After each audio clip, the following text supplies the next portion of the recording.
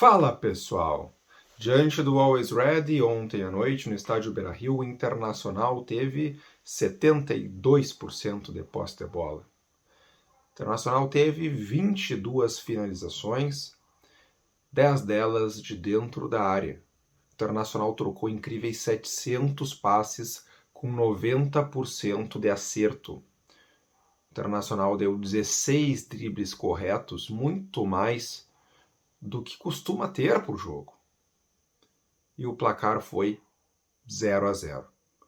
Tudo sobre esse jogo de ontem, uma análise da partida do Internacional, este frustrante empate em 0-0, quando todo mundo esperava uma goleada colorada, eu te conto na sequência, mas antes eu quero me apresentar para você que está chegando aqui no canal pela primeira vez.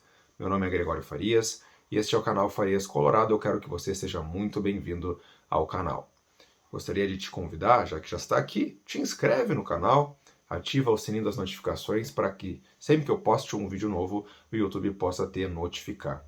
Nunca se esqueça de deixar o like no vídeo, é muito importante para ajudar o canal a continuar crescendo.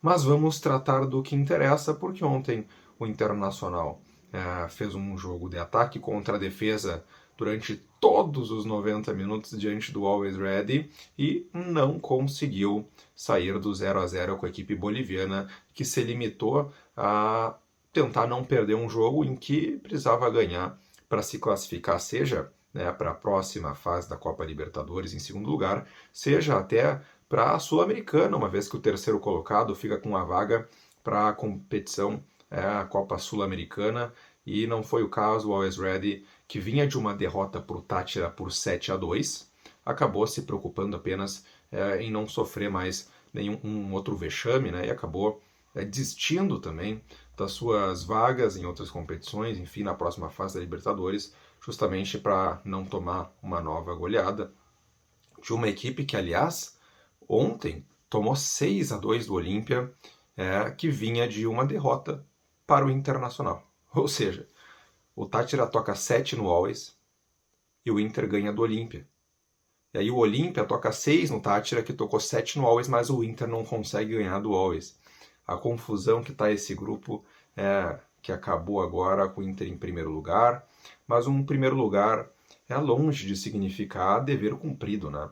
Quando saiu o sorteio, e eu dizia, o Inter deu sorte no sorteio finalmente, eu falava para vocês que o Inter era obrigado a fazer no mínimo 12 pontos, considerando como possíveis derrotas ou empates a partida na altitude diante do Always Ready lá em La Paz e também a partida fora de casa diante do Olímpia, que além de ser o campeão paraguaio, é uma equipe de tradição e costuma se impor dentro de casa. Pois bem, na altitude o Inter perdeu e ganhou do Olímpia fora de casa, mas acabou perdendo para o Tati naquele jogo ridículo, das entregadas do Zé Gabriel, do Moisés e do Edenilson com o Lomba, e também acabou empatando com o Always Ready ontem, num jogo cujo resultado é completamente mentiroso. Eu vejo muitas críticas ao trabalho do Miguel Ángel Ramírez após o empate de ontem, só que realmente,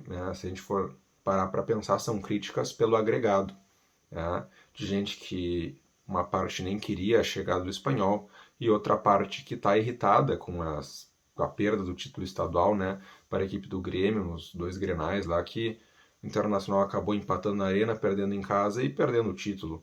Não foram críticas por conta do desempenho do Internacional ontem. Aliás, eu diria para vocês que a partida de ontem em si do Internacional, ela foi do mesmo nível do que aquela partida que resultou no 6-1 diante do Olímpia, em que o Internacional teve números semelhantes de posse de bola, trocou números parecidos com esses de passe e teve praticamente o mesmo número de finalizações e chances claras de gol.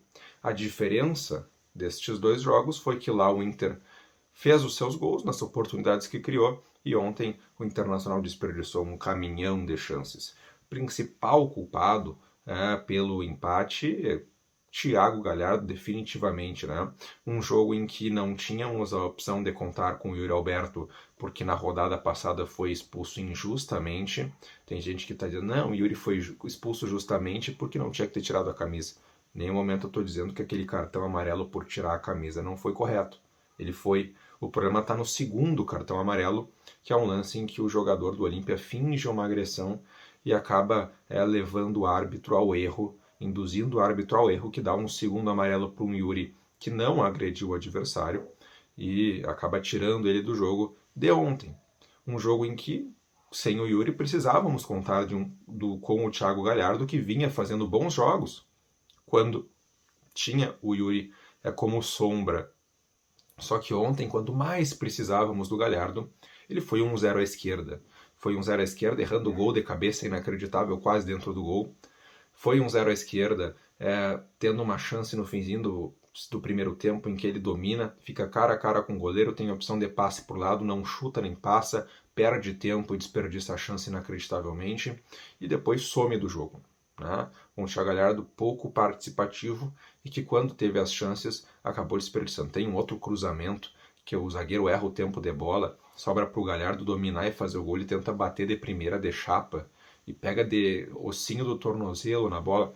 Patética a atuação do Galhardo.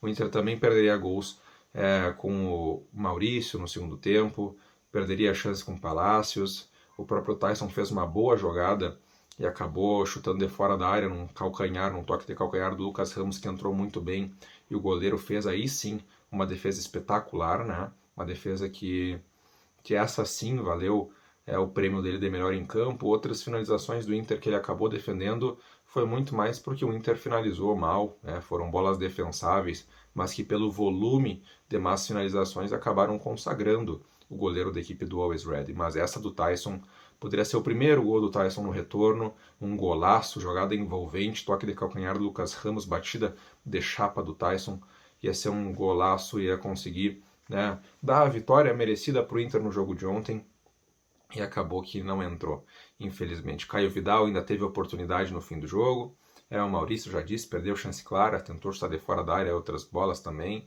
O Inter tentou de todos os jeitos.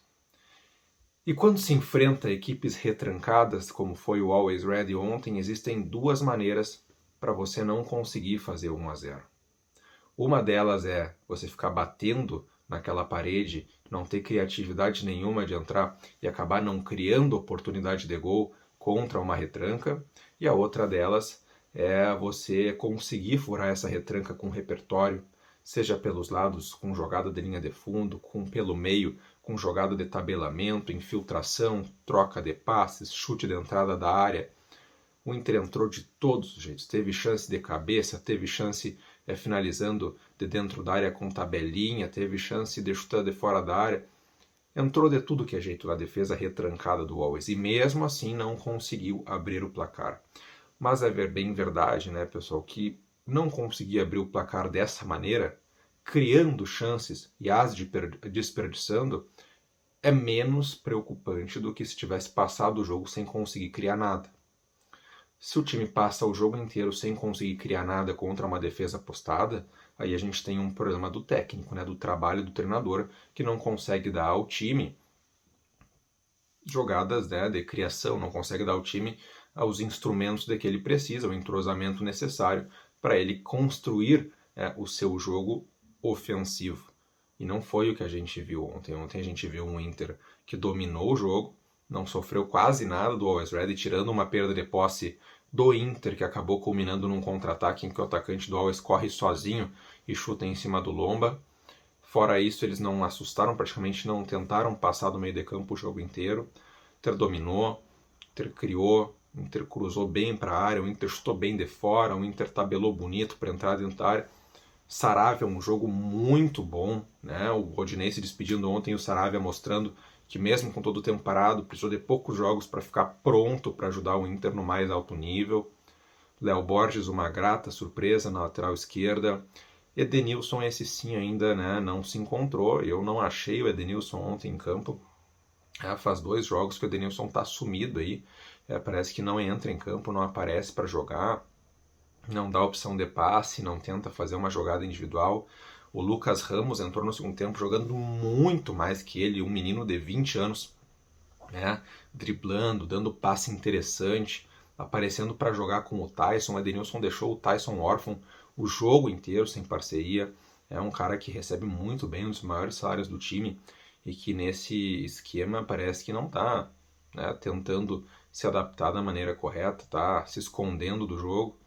Complicada aí a fase do Denilson, mas mesmo assim, mesmo com a dificuldade do Denilson, mesmo com pouca inspiração talvez do Nonato, mesmo com uma partida muito abaixo do Thiago Galhardo, talvez a pior partida do Galhardo com a camisa do Inter, um Palacios que jogando numa outra posição, jogando como segundo atacante, né, não como meia, como ele foi tão bem no Clássico Grenal, não conseguiu dar a mesma resposta, se esforçou, correu bastante, apareceu por todos os lados do campo, mas não tinha toda aquela possibilidade que ele tinha como meia, de enxergar o jogo de frente. Essa função foi do Tyson, então dá para dar um desconto para o Palacios, porque ele estava numa função que ainda não havia exercido no Inter, e eu diria até que não exerceu nem no União Espanhola, onde ele jogava ou de ponta ou de meia armador. E aqui ele foi jogar de segundo atacante, a função que o Yuri Alberto fez no Grenal por necessidade, uma vez que o Guerreiro não tem condições de jogar muitos minutos.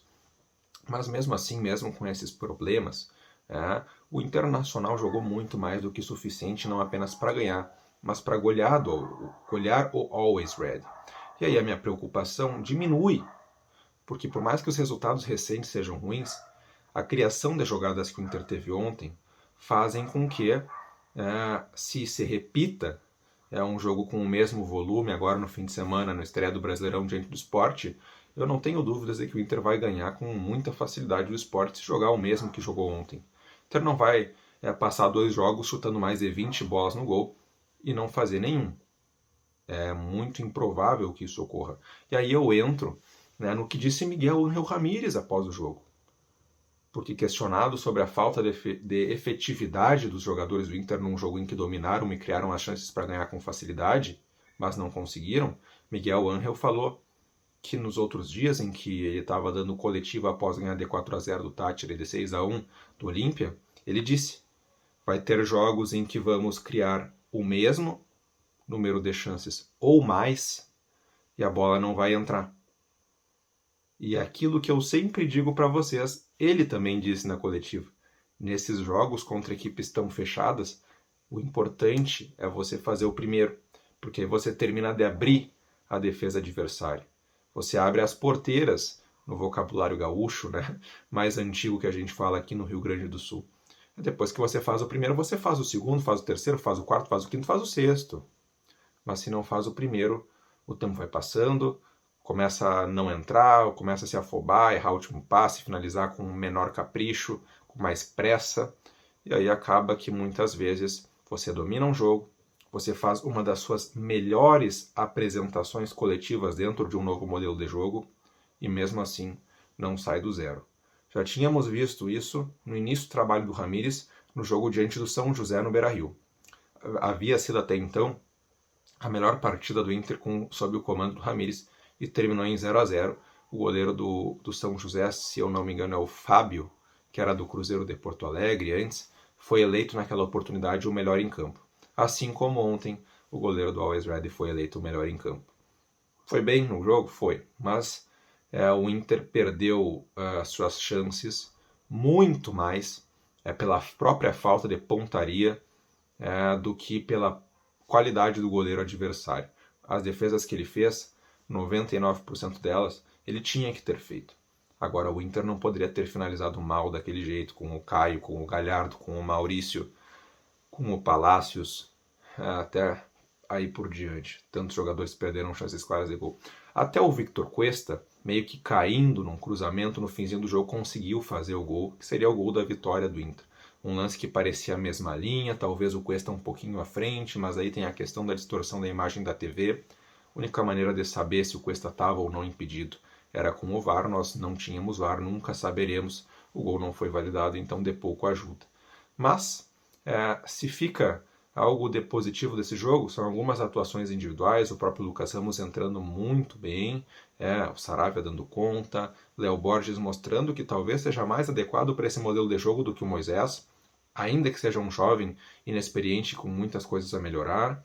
Então, o Internacional, se conseguir continuar com essa criação, com este volume de jogo, vai certamente vencer a maioria dos jogos que conseguir jogar dessa maneira. Ontem foi uma exceção não ter conseguido marcar. Jogadores que finalizam bem acabaram, né, não tendo uma boa noite cara a cara com o goleiro, e isso prejudicou completamente os planos do Inter, que mesmo assim está classificado em primeiro lugar do grupo, não faz mais que a sua obrigação, aliás faz menos, porque a pontuação deveria ter sido maior, mas agora tem que virar a página para o Campeonato Brasileiro. O Internacional que estreia no fim de semana diante do Sport Recife. Em seguida eu estou aqui gravando um novo vídeo para vocês tratando desse jogo do final de semana. Mas se você chegou até aqui no vídeo, eu peço que deixe o like, que se inscreva no canal se ainda não é inscrito, ative o sininho das notificações. Eu sou Gregório Farias, este é o canal Farias Colorado.